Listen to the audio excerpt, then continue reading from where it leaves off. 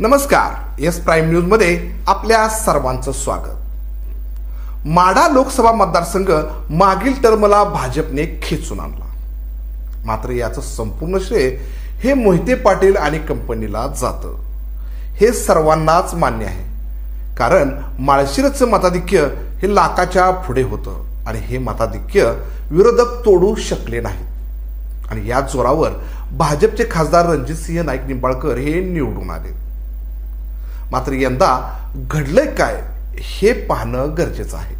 यंदा मोहिते पाटलांना भाजपचा शब्द होता, पण तो शब्द भाजपचे वरिष्ठ नेते पाळताना दिसत नाहीत, तर ते टाळताना दिसत आहेत आणि भाजपचे वरिष्ठ नेते विद्यमान खासदार नाईक निंबाळकर यांनाच पुढे करत असताना दिसत आहेत। त्यामुळे भाजपच्या कोटात नेमकं चाललंय तरी काय याचंच उत्तर अकलूजचे मोहिते पाटील देण्याचा प्रयत्न करतायत।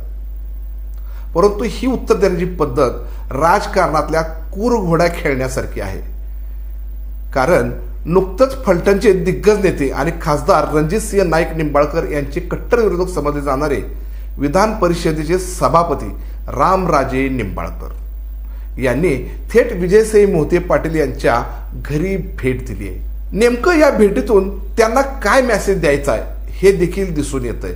खरं सांगायचं झालं तर अकलूजचे मोहिते पाटील वेगळी खेळी खेळतायत का असं देखील यामधून दिसून येतंय।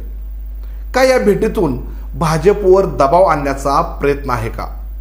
नुकतंच भाजपचे प्रदेशाध्यक्ष चंद्रकांत बावनकुळे हे मोहिते पाटील आणि खासदार रणजितसिंह नाईक निंबाळकर यांच्यातील समेट घडवून आणण्यासाठी अकलूजला आल्याची चर्चा होती। मात्र बावनकुळे जाताच मोहिते पाटलांच्या घरी रामराजेंची एंट्री झाली आहे। त्यामुळे अकलूजचे मोहिते पाटील यंदा उमेदवारीसाठी लोकसभा मतदारसंघातून पुन्हा जुळवाजुळवी करताना दिसत आहेत। त्यामुळे मोहिते पाटील यंदा उमेदवारी जर नाही मिळाली तर भाजपच्या विरोधात बंड पुकारतील का, किंवा उमेदवारीसाठी राजकीय दबाव आणण्याचा प्रयत्न करतायत का, अशी चर्चा सर्वत्र होताना दिसते।